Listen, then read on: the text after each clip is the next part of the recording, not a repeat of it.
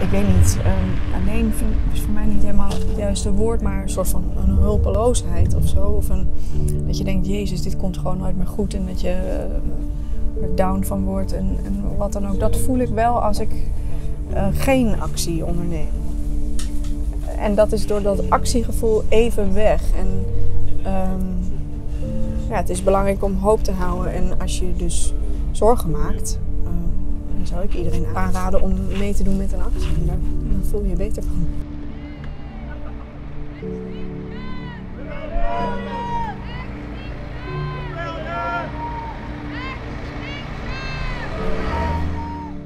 Het doel is natuurlijk om aandacht te vragen voor het klimaat en de crisis waar we in zitten. Het is jammer dat we nou hier een weg moeten blokkeren om iets te vragen wat eigenlijk met gezond verstand meteen gedaan zou moeten worden. We zitten niet hier voor een lol, hè? Wel voor een lol. Zie je toch, kijk eens. Je gaat toch ergens anders demonstreren? Je kan ergens anders. midden op de weg gaan demonstreren? Nou, het punt is dat de fossiele subsidies die de overheid 17 miljard per jaar uitgeeft, Nee, dat hoef je niet maakt... te vertellen. Dat hoef je niet. Nee, dat hoef je niet te vertellen. En waarom roept hij dan zo tegen deze mensen? Gewoon normale werk zoeken. Voor alle levende wezens. Voor alle levende wezens. En de toekomstige generatie. En de toekomstige generatie. Het is fijn om met mensen te zijn die zich hiermee bezighouden en actie voeren. Ja, dat is het enige wat je kan doen. En ik hoop dat er naar ons geluisterd wordt. En ik hoop dat we het nieuws halen. En het is eigenlijk gewoon zo simpel. Eigenlijk is heel Nederland het met ons eens. Ik kan me niet voorstellen dat er iemand is die denkt, oh, ik zou het fijn vinden als Shell eens wat meer geld zou verdienen. Dat bestaat gewoon niet. Ik denk ook niet dat er iemand is in Nederland die denkt, ik zou het fijn vinden als de lucht echt heel slecht is om in te ademen. Of ik zou het fijn vinden als Nederland onder water staat. En bovendien, we wonen op de aarde met iedereen en we hebben onze verantwoordelijkheid voor iedereen. En lijden van mensen over de hele wereld dat is naar. Ook als je het zelf nog wel goed hebt en je voelt het misschien aan je energierekening dit jaar. Ja, die wordt duurder. En dus het is fijn om van die fossiele verslaving af te komen, om niet aan dat olie en dat gas vast te zitten. Het is duur en het is heel slecht voor het milieu. En we hebben maar één planeet waar we op wonen. Normaal is het woord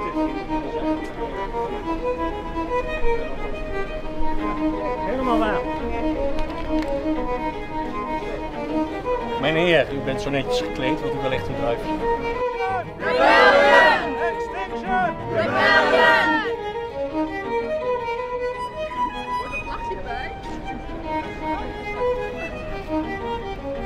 Nou, mijn eerste actie was geloof ik 5 maanden geleden.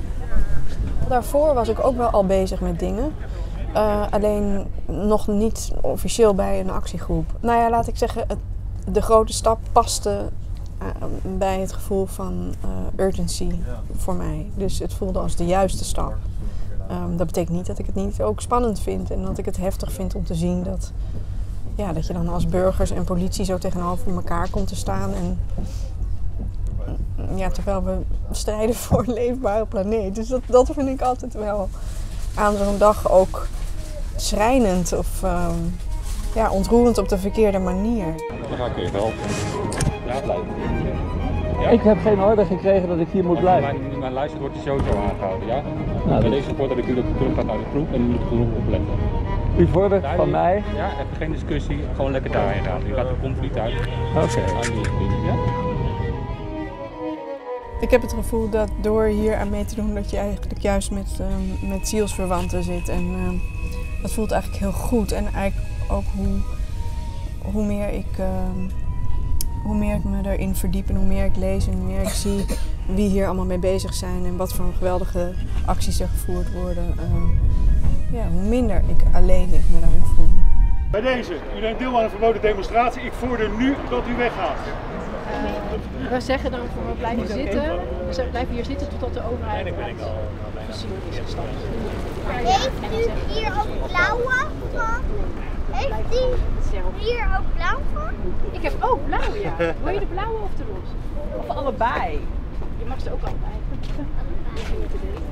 Nou kijk, ik ben natuurlijk gewoon een hele imperfecte rebel. Ik vlieg niet om op vakantie te gaan, maar ik vlieg wel om naar mijn werk te gaan. Nou, dat vind ik heel ingewikkeld.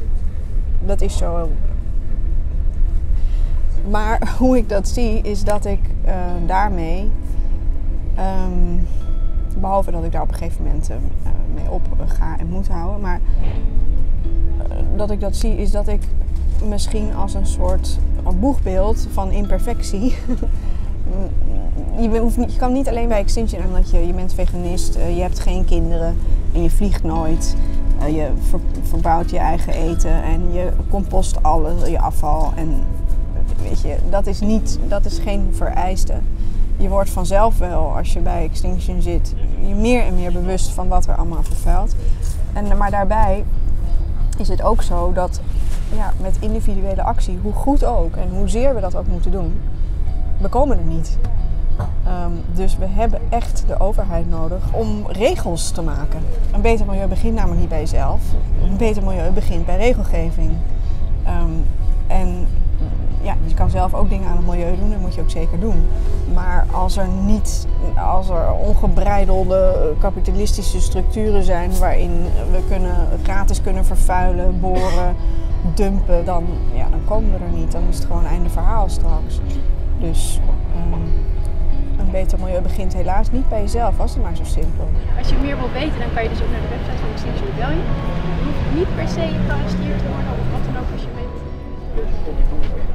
Sla ze lekker de tyfus en ga lekker naar huis. Hey? Ja, we zitten nu al, 2 weken, het voelt als 6 jaar naar die uitvaart van die koningin te kijken.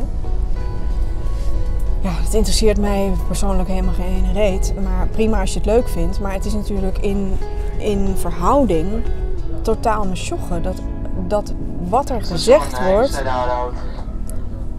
is, jongens, we zijn op koers om onze planeet onleefbaar te maken. Waarom staat dat niet in elke krant? Waarom is dat niet het enige waar we over praten? Of tenminste, laat het een hoofdonderwerp zijn, zodat we er iets aan kunnen doen. En ik heb het gevoel dat het nu zo weinig genoemd wordt. Ik vind het wel frappant. Ik bedoel, ik ben actrice en ik word wel eens gevraagd om over mijn werk te komen praten in een talkshow. En dan zeg ik altijd, ja, ik wil wel komen, maar dan wil ik de helft van de tijd praten over Extinction Rebellion of over blablabla. Ja, dat vinden mensen heel erg moeilijk. Dan zeggen ze, we hebben een item van 12 minuten. Vind je het goed als we 1,5 minuut over het klimaat praten? En dat vind ik eigenlijk heel vreemd. Dus het zit in een soort hoekje van laten we het er vooral niet over hebben, terwijl het de hele wereld aangaat. Ik kan het niet begrijpen.